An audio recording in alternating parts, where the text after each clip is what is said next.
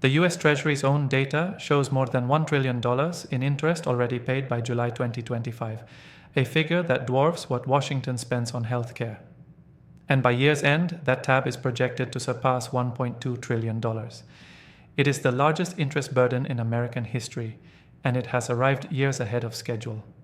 Officials at the Treasury Department confirmed the milestone in their July statement, noting that interest payments are now the second largest single item in the federal budget. No gradual slope, just a cliff. Debt watchers point out how quickly the slope has steepened. In January 2024, the national debt crossed $34 trillion.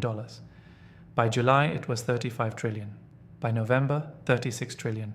And now, less than a year later, $37 trillion. The Peter G. Peterson Foundation says that the US is adding $1 trillion in debt roughly every 5 months, which is twice as fast as the average pace of the last 25 years.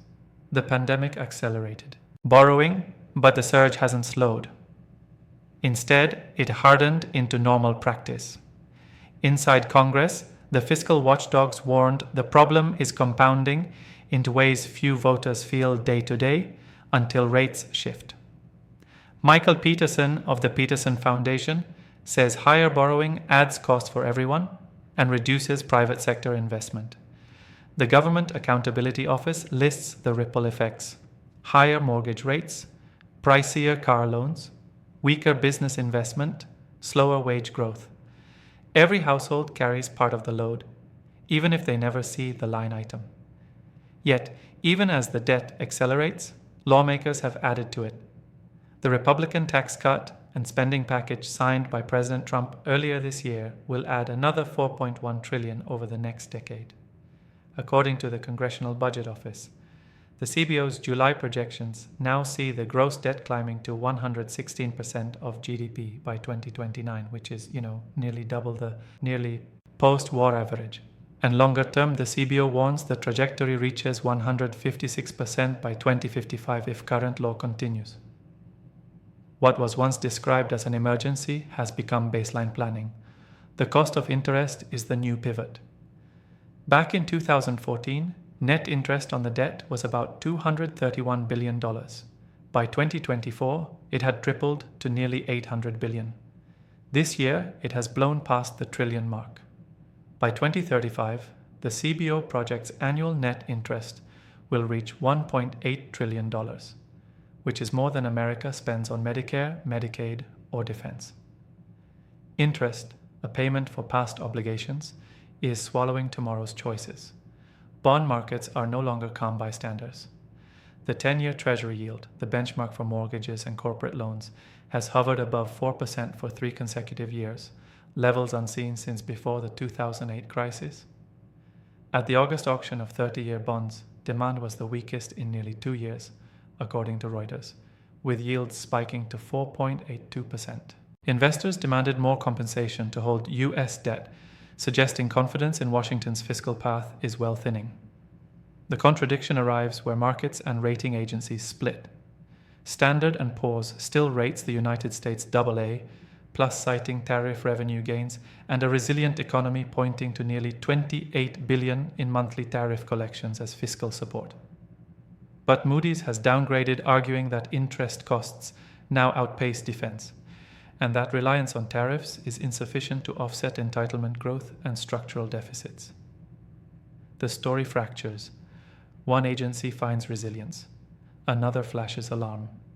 Investors are left in between, watching yields rise regardless. That raises a new question. If tariffs temporarily buoy revenue while interest erodes the core, what breaks first, the marketplace, fiscal discipline, or global confidence? It is a puzzle that neither Congress nor the Fed has yet solved. The idea of fiscal dominance now circulates in research notes. Analysts at the Financial Times describe it as the moment when fiscal needs dictate monetary policy.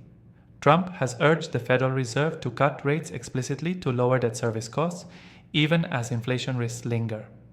Ray Dalio calls this the debt death spiral, where the central bank loses independence under the weight of government borrowing.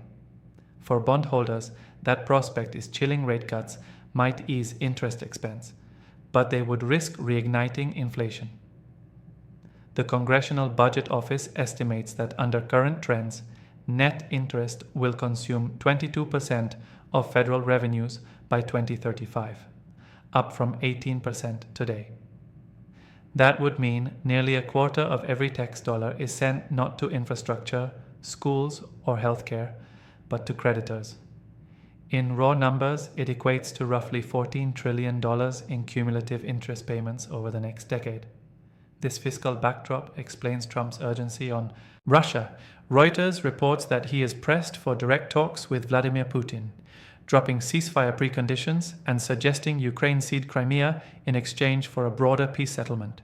His officials argue that peace would reopen Russian commodity flows, ease global energy and metal prices, and relieve pressure on United States supply chains. Ending the war isn't framed as moral resolution, but as economic necessity. But allies are wary.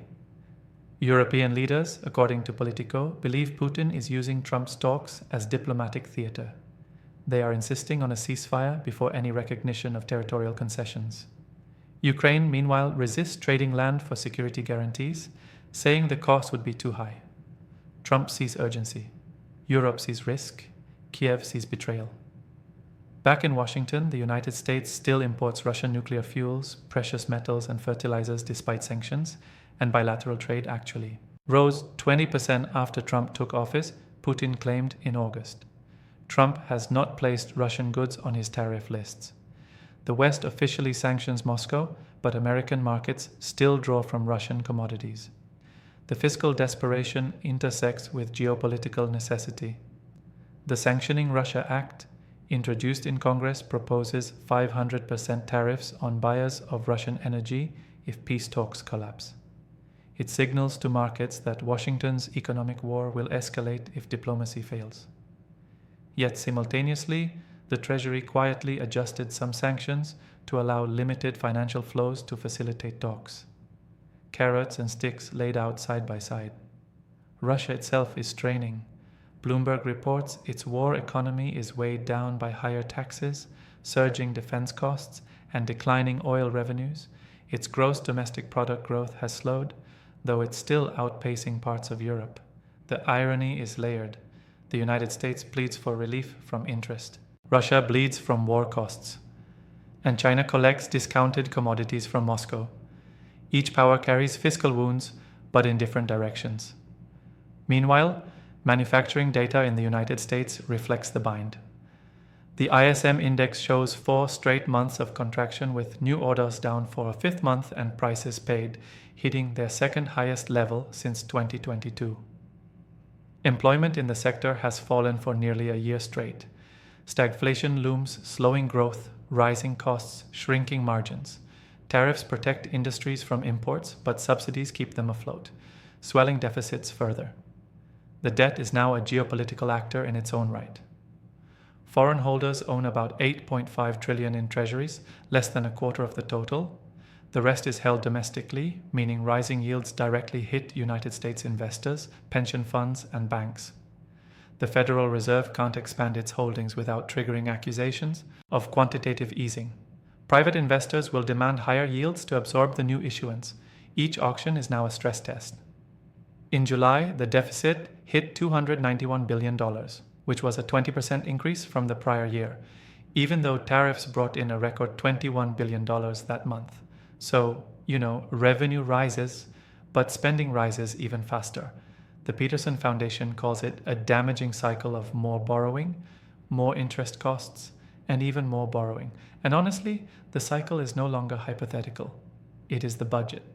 Diplomatic theater overlays fiscal desperation.